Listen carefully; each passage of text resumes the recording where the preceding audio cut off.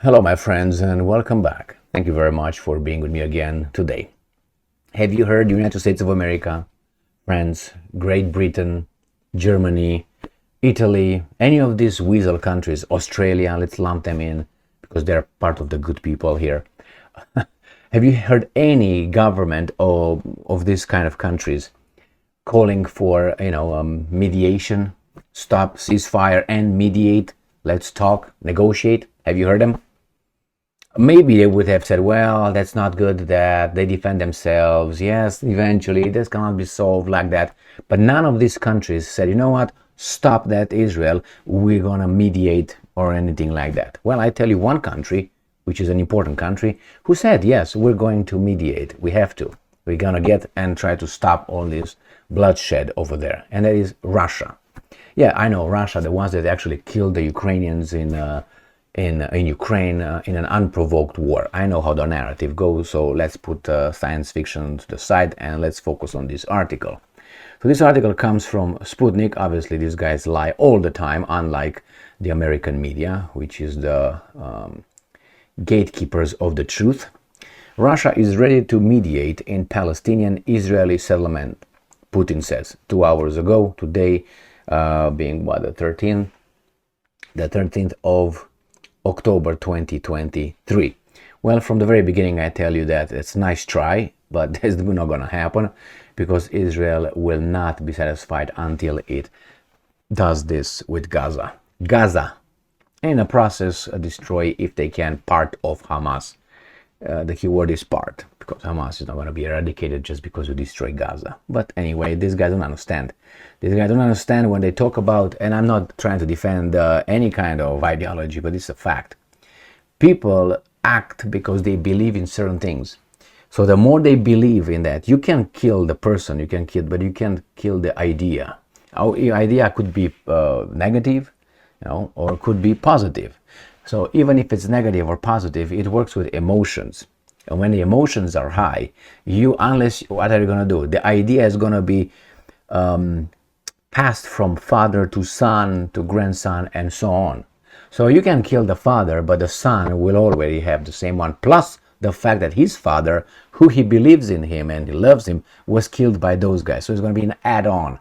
So that's why I'm saying, yeah, you can try, yeah, you can, and I'm not saying not to, it's your business over there. I personally don't give a shit what you guys do over there, just to make sure. I mean, I care if, civilians are killed, children are killed, but if these guys are going to bum, from a intellectual point of view, yes, that should not start. These guys should have two different countries over there and make sure they're kept away by some little things that they will never see one another. That's for a while, I don't know, about 2 centuries, and then maybe they're gonna forget about what happened, which I don't believe. That's what I think, but we're not there.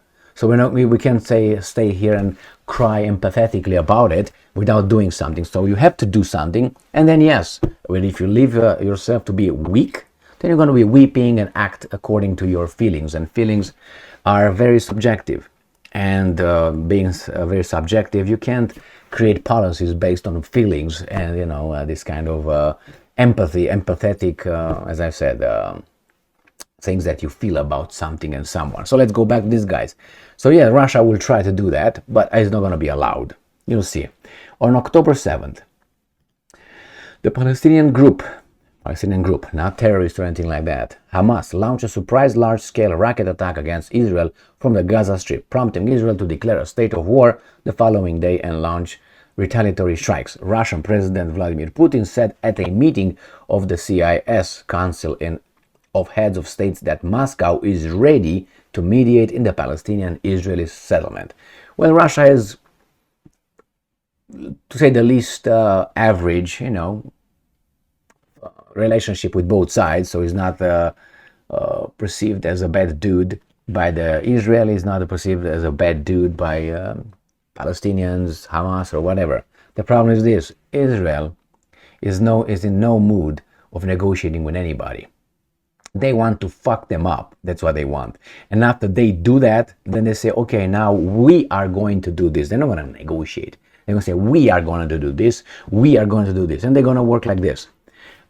By tomorrow, you got to do this. You don't do that, this is what we're going to do. by next week we're going to do this if you don't do that, you know, and you have to. So there's like a parent with a child, and then they tell me that anyway. So that's the way it goes. And Russia should have used the same thing with the arming of Ukraine. You do this, we're going to do this. I'm pretty sure that happened in behind the scenes. The problem is Russia just matched or equaled the idiocracy coming from the other side. The other one sent howitzers. Russians did this. The other guys sent armored vehicles. The Russians did this. The other guys sent tanks. The guys did this. The other guys sent MiG-29s and all that. The Russians did this. Missile systems. Russians did this. All that could have been stopped as the Israeli. You do this, we're going to fuck you up like a real fuck up. Well, the Russians did not do that. Well, and you have what you have. And I'm quoting, collective efforts are more than needed in the interests of an early ceasefire and stabilization of the situation on the ground. I would like to emphasize that Russia is ready to coordinate with all constructively minded partners. We proceed from the belief that there is no alternative to resolving the Palestinian-Israel conflict through negotiations, Putin said.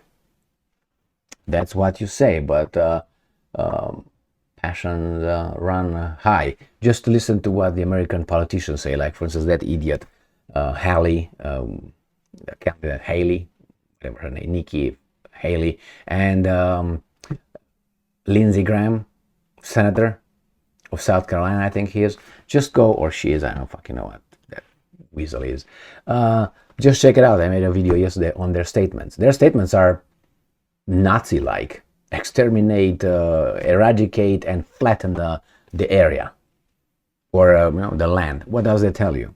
I can hear those guys in 1920s, 30s, and early 40s saying the same thing, and these are from the land of the free. So you can't have a selective memory and selective virtue, but they do. Why? Because the population will not call them out. Why? Because of pathos, not logos, pathos. So, and I'm quoting, well, the most important thing is that the civilian casualties will be absolutely unacceptable.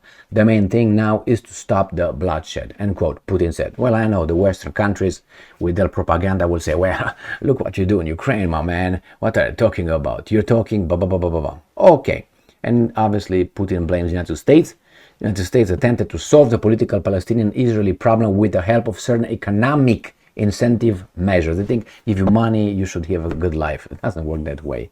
You can be a good fed slave and you're still going to be a slave. The aggravation of the situation in the Middle East is the result of the failed policy of the United States, which was not concerned with finding a compromise in the Palestinian-Israeli conflict, the Russian leader said.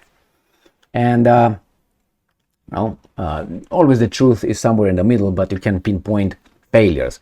We know that in the Middle East, these guys showed up not in Moscow to discuss negotiations and two-state solution or that. They showed up in David Camp Accords and garbage and all that, and the Americans were the ones. Why? Because of Israel, not because of the Palestinians. So it was America all the time, and this is the result of that. Now, maybe you kind of lost your legitimacy in all this. You're gonna move to the side and let others see how they do it. Like a job. Your job performance sucks. You should get the fuck out, be fired. But who's gonna fire Al Capone? Al Capone is not gonna fire himself. So good luck with that, Putin. So nothing is gonna happen regarding that. The Israeli will not negotiate. The Israelis will impose. Now more than ever, with the help of the United States, who's gonna keep everybody at bay like this, okay?